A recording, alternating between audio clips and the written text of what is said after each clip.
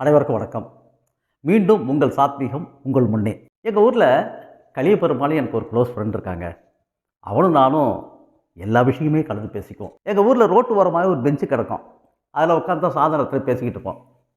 அன்றைக்கி நாங்கள் உட்காந்து பேசிக்கிட்டு இருக்கும்பொழுது அந்த ரோட்டு கடைசியில் ஒருத்தர் ஃபுல்லாக தண்ணியில் நிதானம் இல்லாமல் ரொம்ப கேவலமாக எல்லாரையும் ஏசிக்கிட்டு அப்படியே வந்துக்கிட்டு இருக்கார். தட்டி தடுமாறி வந்துக்கிட்டு இருக்கார். இதை பார்த்துட்டு என் நண்பன் கலியபெருமாள்கிட்ட சொன்னாடே, நிதானம் இல்லாமல் இவ்வளோ பிடிச்சிட்டு தடுமாறி வராரு, இந்த ஆளை எனக்கு மரியாதை கொடுக்க வைக்கிறான் பார்க்குறியா அப்படின்னாரு. சும்மாறா, குடியாரன் யாருக்கடா மரியாதை கொடுத்தான்? அவன் யார்கிட்டையும் மரியாதையும் எதிர்பார்க்க மாட்டான், மரியாதையும் கொடுக்க மாட்டான்டா.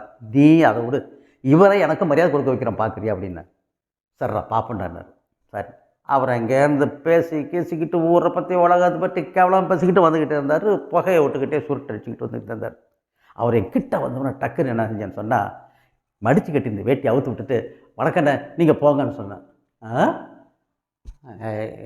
எனக்கா அப்படின்னு சொல்லிட்டு, சரி சரி சரி அப்படின்ட்டு அந்தாண்ட போய், யார் நம்ம யார் மதிக்கிறது, மதிக்கிறாங்க, அது தெரியாதவங்களுக்கு மதிச்சுட்டு போட்டோம் அப்படின்னு சொல்லிட்டு அப்படியே போயிட்டார் மறுநாள். 2வது நாள் அனுப்பிச்சிங்க. 2வது நாளும் அதே பெஞ்சில் 2 பேரும் 7-8 மணிக்கு உட்காந்துட்டோம். அவர் வராரு. அதுபோல் அங்கேருந்து பார்க்குறாரு.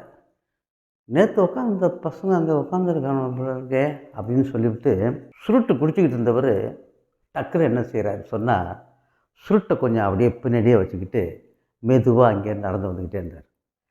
கிட்ட வந்த உடனே நான் எப்போது போல் வேட்டியை மடிச்சுக்கிட்டு இருந்த வேட்டியை அப்படி அவுத்து விட்டுட்டு, வணக்கண்ணே நீங்கள் போங்கன்னு சொன்னேன். வணக்கம் தம்பி, வணக்கம் அப்படின்னு சொல்லிட்டு கையில் உள்ள சுருட்டை பின்னாடி வச்சுக்கிட்டு, வணக்கம் தம்பி, உட்கார் என்னப்பா உட்காருப்பான்னு சொல்லிவிட்டு போயிட்டு, என்னடா இது நமக்கு போய் இப்படி மரியாதை கொடுக்குறாங்களே, சரி அப்படின்னு சொல்லிட்டு போயிட்டார். 3வது நாள் அதே 7-8 மணி அதே பெஞ்சில் நானும் என் நண்பன் கலியபெருமாள் உட்காந்துருக்கோம். அவருங்க அவ்வளோ தூரத்தில் வந்து எங்களை பார்த்துட்டு அந்த நிதானம் இருக்க சமயத்துலேயும் சுருட்டை பிடிச்ச சுருட்டை இருக்குது பார்த்தீங்களா, அதை அமுச்சு காலில் விட்டு தேய்ச்சிட்டார். புகையில விட்டுட்டு நடக்க முடியாமல் எங்ககிட்ட அப்படி வர்றார். அப்படி வந்து கிட்ட வர நேரத்தில் வேட்டியை அவுத்து விட்டுட்டு, வணக்கண்ணே நீங்கள் போங்கன்னு சொன்ன பார்த்தீங்களா, வணக்கம் தம்பி, வணக்கம் யார் பெற்ற பிள்ளையோ, வணக்கம் நல்லா இருக்கணும், நல்லா படிக்க, நான் வரேன்னு சொல்லிட்டு அப்படியே வணக்கம் வச்சுட்டு அப்படியே போனார்.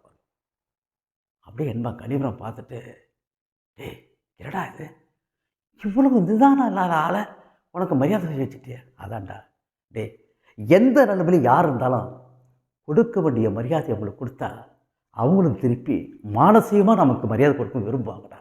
இதாண்டா உலகம் அப்படின்னு சொன்னேன். மீண்டும் ஒரு சந்திப்போம்.